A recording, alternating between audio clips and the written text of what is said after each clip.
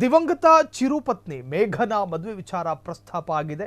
ಆದರೆ ಈ ಬಾರಿ ಪ್ರಸ್ತಾಪ ಮಾಡಿದ್ದು ಬೇರೆ ಯಾರೂ ಅಲ್ಲ, ಅವರ ಸ್ವಂತ ತಂದೆನೇ. ಹಾಗಾದ್ರೆ ಮೇಘನಾ ರಾಜ್ ಎರಡನೇ ಮದುವೆ ಆಗ್ತಾರಾ? ಮಗಳ ಮದುವೆಯ ಬಗ್ಗೆ ಸುಂದರ್ ರಾಜ್ ಹೇಳಿದ್ದೇನು? ಮಗಳು ಅನ್ನುವಾಗ ತಂದೆಯೇ ಆದಂತಹ ಜವಾಬ್ದಾರಿಗಳಿರ್ತವೆ.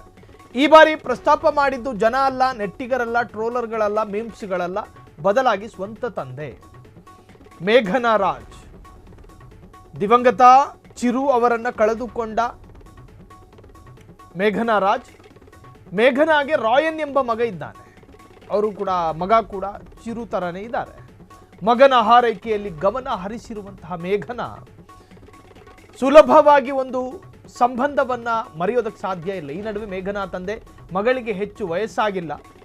ಮೇಘನಾ ವಯಸ್ಸಿನ ಹಲವರಿಗೆ ಇನ್ನೂ ಮದುವೆಯಾಗಿಲ್ಲ. ಇನ್ನು ಮೇಘನಾರ ಮದುವೆಗಳನ್ನು ಸುದ್ದಿ ಮಾಡಿಕೊಂಡು ಅವರ ಮನಸ್ಸಿಗೆ ನೋವು ಕೊಡೋ ಪ್ರಯತ್ನ ನಮ್ಮದಲ್ಲ. ಇನ್ನೊಂದು ಮದುವೆ ಬಗ್ಗೆ ಮಗಳೇ ನಿರ್ಧಾರ ಮಾಡಬೇಕು. ರಾಯನ್ಗೂ ತಂಗಿ ಅಥವಾ ತಮ್ಮ ಇರಬೇಕು ಅನ್ನೋ ಆಸೆ ಇದೆ.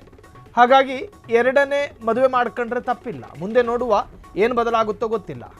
ಇದು ತಂದೆಯಾಗಿ ತಂದೆಯ ಮನಸ್ಸಲ್ಲೂ ಕೂಡ ನಾನಾ ಕಲ್ಪನೆಗಳಿರ್ತವೆ. ಒಂದು ಹೆಣ್ಣು ಮಗಳು ಒಂಟಿಯಾಗಿ ಸುದೀರ್ಘವಾಗಿ ಈ ಕಾಲಘಟ್ಟದಲ್ಲಿ ಬದುಕೋದಕ್ಕಾಗಲ್ಲ.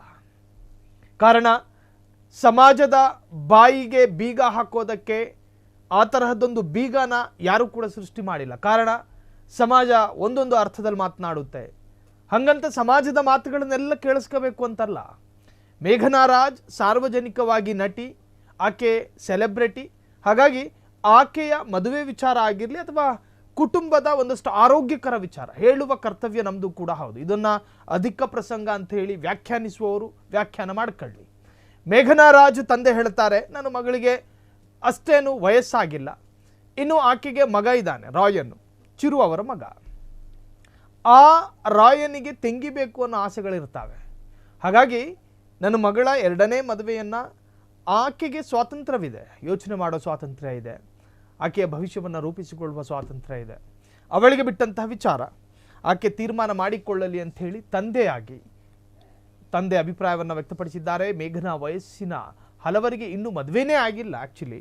ಹಾಗಾಗಿ ಆಕೆಗೆ ವಯಸ್ಸಿದೆ, ಇನ್ನೂ ಕಾಲ ಕೂಡಿ ಬರಲಿ. ರಾಯನ್ಗೂ ತಂಗಿ ಅಥವಾ ತಮ್ಮ ಇರಬೇಕು ಅನ್ನೋ ಆಸೆ ಇದೆ. ಮುಂದೆ ನೋಡುವ, ಏನು ಬದಲಾಗುತ್ತೋ ಗೊತ್ತಿಲ್ಲ ಅಂಥೇಳಿ ಮೇಘನಾ ರಾಜ್ ಅಂದರೆ ಚಿರು ಸರ್ಜಾ ಅವರ ಧರ್ಮಪತ್ನಿ, ಆಕೆಯ ಮದುವೆ ವಿಚಾರವಾಗಿ ತಂದೆ ಈಗ ಸ್ಫೋಟಕ ಹೇಳಿಕೆಯನ್ನು ಕೊಟ್ಟಿರುವಂತಹದ್ದು. ಕ್ಷಣ ಕ್ಷಣದ ಸುದ್ದಿಗಳಿಗಾಗಿ ಫ್ರೀಡಂ ಟಿವಿ ಸಬ್ಸ್ಕ್ರೈಬ್ ಮಾಡಿ, ಲೈಕ್ ಮಾಡಿ ಹಾಗೂ ಫಾಲೋ ಮಾಡಿ. ಹೊಸ ಸುದ್ದಿಗಳ ನೋಟಿಫಿಕೇಶನ್ಗಾಗಿ ಬೆಲ್ ಐಕಾನ್ ಮೇಲೆ ಕ್ಲಿಕ್ ಮಾಡಿ.